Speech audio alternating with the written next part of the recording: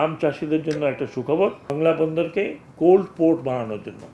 Cold port তার মানে cold chamber থাকবে, যেখানে ধরেন শাক সবজি মাছ ইত্যাদি যারা এক্সপোর্ট করেন তারা ফ্রোজেন তারা রাখবেন এখান থেকে এক্সপোর্ট হবে। কাজে তাদের জন্য বড় ধরনের কোনো কোল্ড স্টোরেজের দৌড়াদৌড়ি করতে হবে না, এখানেই রাখবে, এখান থেকে তারা এক্সপোর্ট করবে। এই বিষয়ে কোল্ড চেম্বার করার জন্য বাংলা পোর্টে আমি চাইনিজদের কাছে আইডিয়াটা দিলাম, তারা বললো যে তারা তাদের লোকজন পাঠাবে, দেখবে। তারা নিজেরাই বলছে।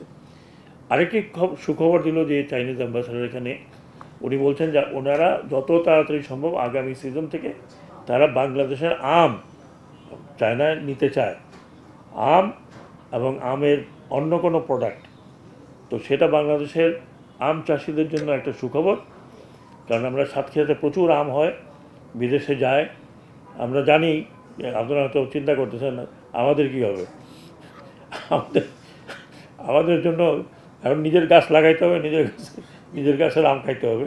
বাট এটা একটা সুখবর এই জন্য যে চাইনিজরা যদি আম নেয় তাহলে বুঝেন যে ও তো দেশের পুরো আমই তারা নিয়ে যাবে, এরা যখন নিতে চাইবে।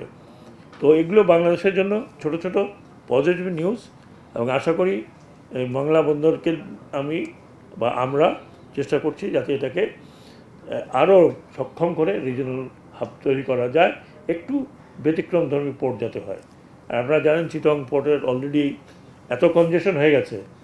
কালকে আমি পোর্টদের অথরিটিকে বললাম যে আপনারা আলাদা পোর্টের রোড, সরকারি না, পোর্টের রোড তৈরি করার জন্য এস্টিমেট দেন, কারণ এখন চিটং পোর্ট থেকে বেরোই যায় না, এইরকম যানজট থাকে।